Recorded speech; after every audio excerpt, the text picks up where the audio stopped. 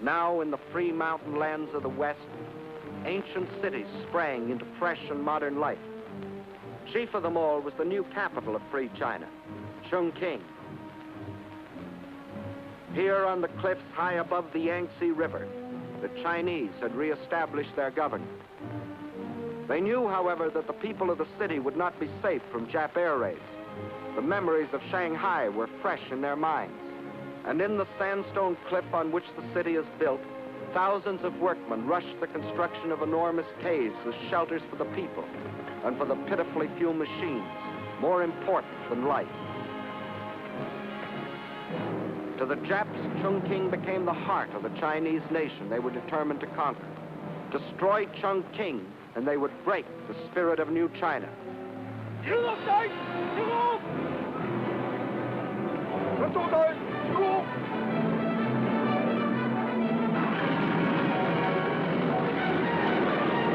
As they couldn't reach the city by land, they would send their bombers to blast it from the face of the earth.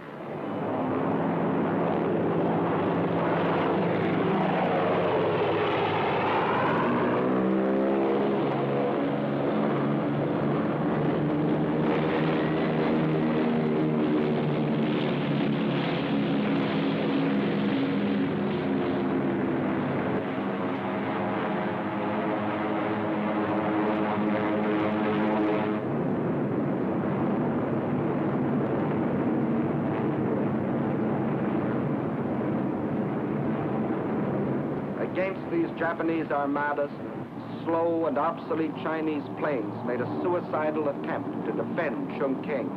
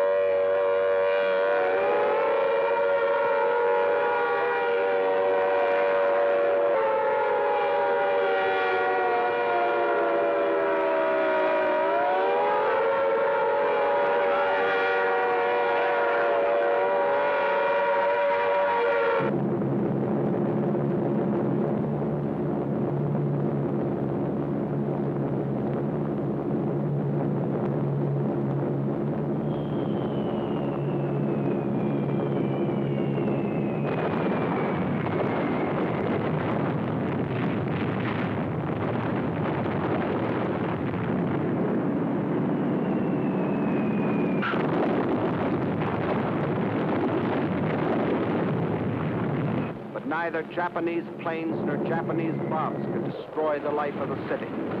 But not only the people, but the factories had gone underground, where the vital machines could operate by day and by night, safe from bombs and shrapnel.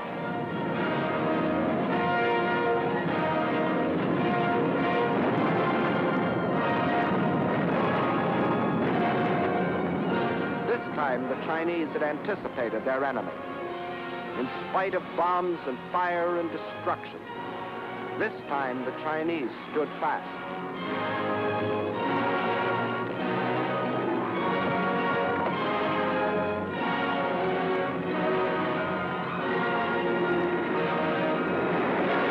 Flaming Chongqing became the symbol of their indestructible spirit.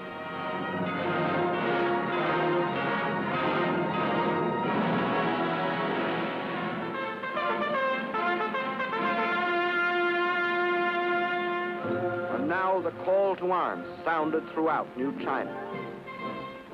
And from the vast interior, China's millions answered the call.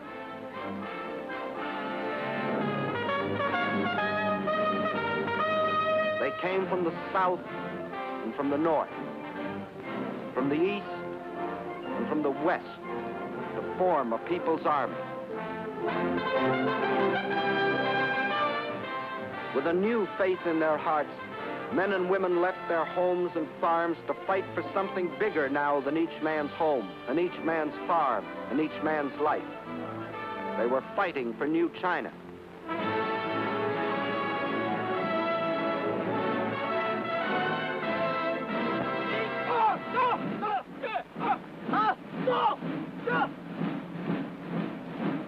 New soldiers, awkward and unskilled, like all new soldiers.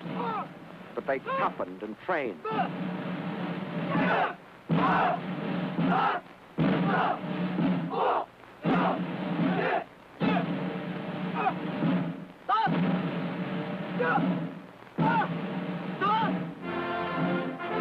They learned the discipline and order of drill. They knew they must strike and strike hard. They learned to kill.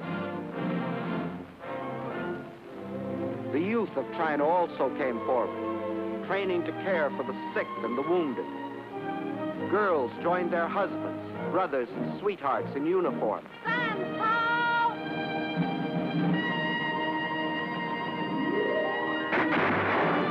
And to the aid of China came volunteers from other lands, men who pledged themselves to fight against tyranny and oppression no matter where.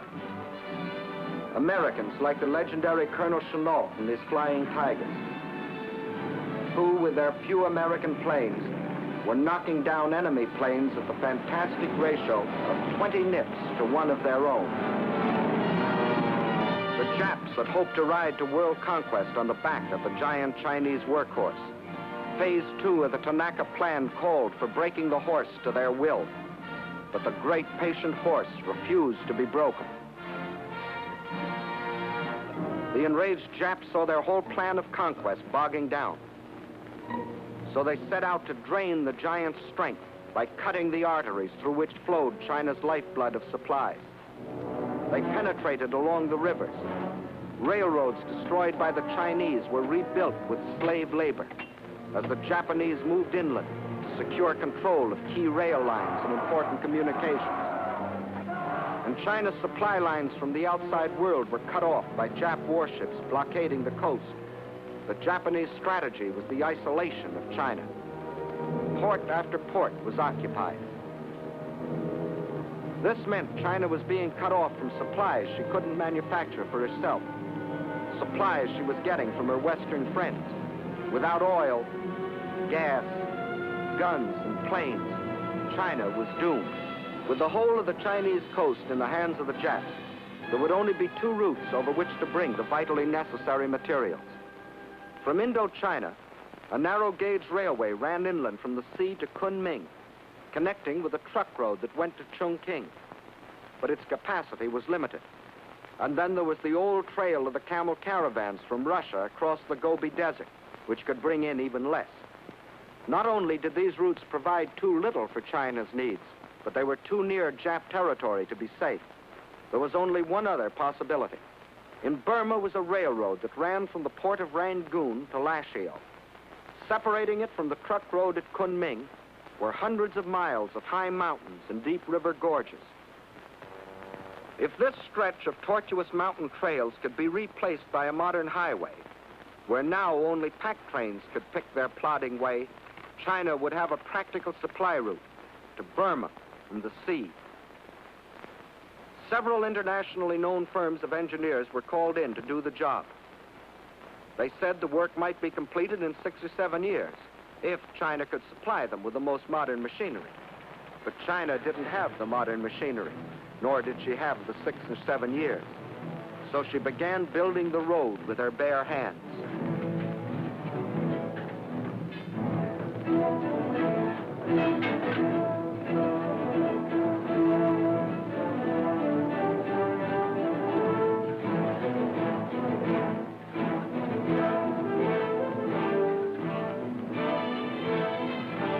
By thousands, by tens of thousands, by hundreds of thousands, they toiled at the back-breaking task of carving this desperately needed supply line out of the reluctant mountains.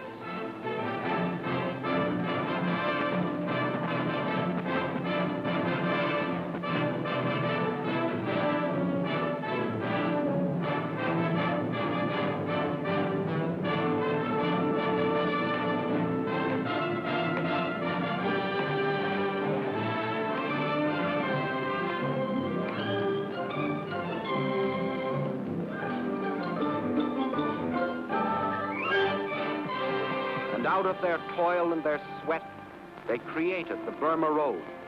Not in 6 or 7 years, but in less than 12 months. A monument to the new spirit of the new China. As soon as it was completed, the road went into immediate service.